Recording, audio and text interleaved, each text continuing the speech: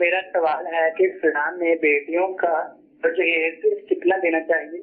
देखिए, जहेज कितना देना चाहिए ये तो माँ बाप की मर्जी पर मौकूफ है। अलबत्ता इसमें दो बातें। अव्वल तो ये बात कि जहेज जो भी होता है ये लड़की की अपनी मिल्क होता है। यानी आमतौर पे हमारे यहाँ जो वालिदैन की तरफ से जहेज दिया जाता है, जो कुछ जहेज की चीजें दी जाएंगी वो लड़की की अपनी मिल्क होंगी, शोहर उसका मालिक नहीं होगा, सिवाय वो चीजें कि जो बराह रास्त शोहर को दी जाती हैं और उसकी मिल्क की जाती हैं, वो उसकी चीजें हैं, वो अलग बात है। बाकी इसके अलावा जो भी आम तौर पे जहेज की चीजें होती हैं वो लड़की की मिल्क होती हैं।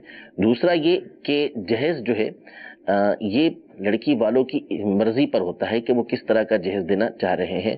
नबी करीम सल्लल्लाहु तआला अलैहि वसल्लम ने जो हजरत फातिमा रज़ी अल्लाह तआला अन्हा को जहेज दिया था वो बिल्कुल मुख्तसर सी कुछ चीज़ें थीं जो आपको दी थी नबी करीम सल्लल्लाहु तआला अलैहि वसल्लम ने, अगरचे कि बरकत के एतबार से बहुत बड़ी थी, लेकिन ये होता है मर्जी पर मौकूफ, वो क्या दे रहे हैं, क्या देना चाह रहे हैं।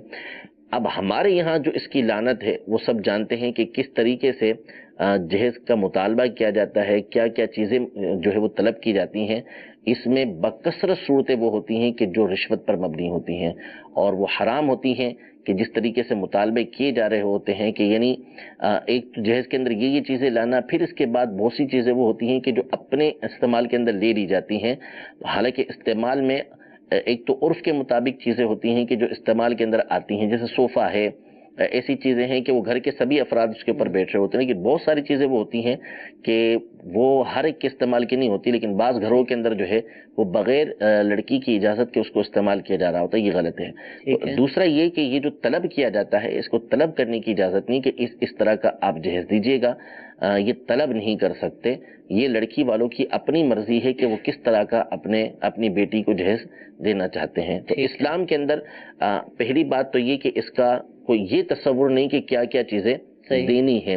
दूसरी बात यह है कि इस्लाम जो है वो निकाह को आसान बनाता है कि जितना आसान तरीके से निकाह हो सके वो होना चाहिए, कि इसके जरिए से मुआशरे की बहुत सारी खराबियां सिरे से जन्म ही नहीं लेती। यानी एक तो है कि जो जन्म लें और उसके खात्मे का बंदोबस्त हो। इस्लाम ने इसका एहतमाम ऐसा किया हुआ है कि निकाह को इतना आसान बनाया जाए कि जो बड़े बड़े गुनाह हैं वो बिल्कुल सिरे से मुआशरे से नापेद ही हो जाए, होने ही नहीं चाहिए। तो अगर निकाह आसानी के साथ हो जाएगा तो बहुत सारे गुनाहों से बच जाएंगे। तो इस्लाम ऐसे मामलात की हौसला अफजाई करता है कि जिसके जरिए निकाह आसान हो। तो अब जहेज जो हमारे यहाँ पर है इससे निकाह मुश्किल कर दिया, इतना मुश्किल कर दिया है कि जिसकी हद नहीं है, कि जिस तरीके का जहेज देना पड़ता है और जहेज के अंदर जैसे जैसे मुतालबे किए जाते हैं इससे निकाह बहुत मुश्किल हो जाता है।